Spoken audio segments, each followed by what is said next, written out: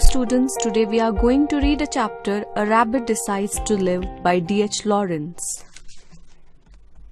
About the author. David Herbert Lawrence was born on 11 September 1885 in Eastwood, England. He was an English writer and a poet.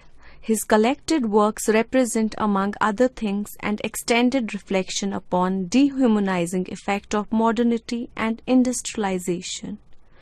Some of his notable works are Sons and Lovers, The Rainbow, Women in Love, Lady Jane, The Virgin and the Gypsy, and Rocking Horse Winner. He died on 2nd March 1930 at the age of 44 in France.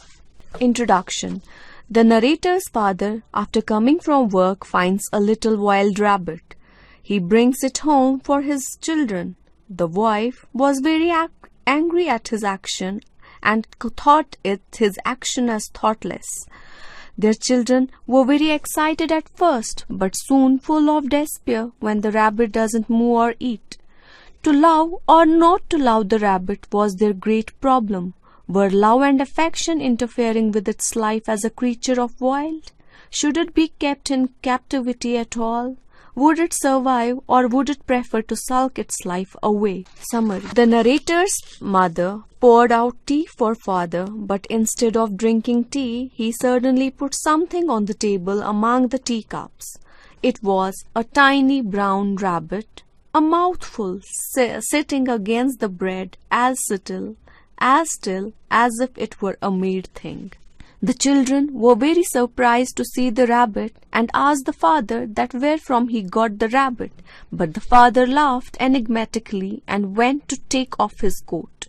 After that, children touched the rabbit and came to know that it was alive. The children again questioned the father about the rabbit, and the father said he picked it up.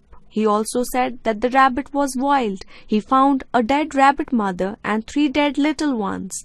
That one was alive but unmoving. Mother was very angry with father that why did he get rabbit at home. The father made no answer, but children protested that father did it right by bringing the rabbit home because it was not big enough to live by itself. The mother was sure that it would die and there would be another outcry in the family. But the children were sure that it wouldn't die. There was an argument among the family members, and mother again reminded them of other little animals they brought which had sulked and refused to live and brought storms of tears and troubles in their house of lunatics. Now the trouble fell on them. The little rabbit sat on their lap, unmoving, the eyes white and dark. They brought milk, warm milk, and held it to the nose of the cat. The cat sat as still as if it was far away, retreated down some deep burrow, hidden and oblivious. They wetted its mouth and whiskers with drops of milk.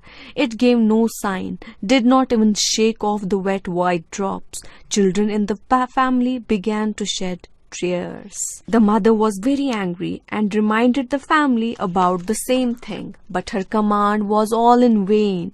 One morning, children were driven to get ready for school, and when they came to see the rabbit sat there, unmoving, like a tiny hidden cloud. It was useless to love the rabbit. The rabbit's feelings did not seem alive any longer. Love and affection were like interfering with its resolve. So the narrator passed the order to his sister and mother that the rabbit should not be spoken, not to looked at. He wrapped it in a piece of flannel and put it in the hidden corner of the cold parlor and put a saucer of milk before its nose. At midday after school, there sat the rabbit, but still and unmoving, in a piece of flannel. It was a strange grey-brown being, neither dead nor alive. It was a problem for them, all of them now. The children asked the mother why didn't it drink milk. It was a very big problem for all of them.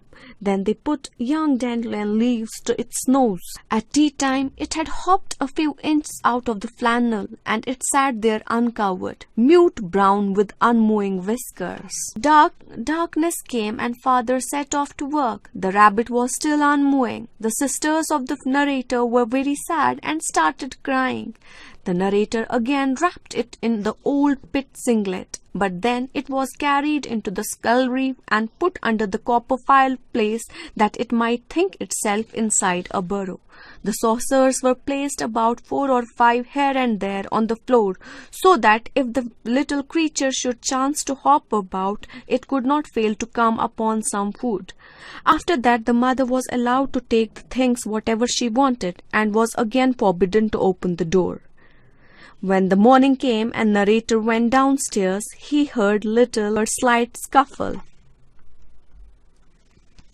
He saw dabbles of milk all over the floor and rabbit droppings in the saucers, and there sat a rabbit behind a pair of boots. He sat there bright-eyed and suspicious, twitching his nose and looking at the narrator. The narrator was very surprised to see the rabbit alive. He was so excited that he cried, "Father, the rabbit is alive." We should always care for all living beings. We should love all animals. We should never lose hope. Whosoever saves a life saves the entire world. Compassion for animals is intimately associated with goodness of character, and whosoever is cruel to animals cannot be a good human being. Thank you.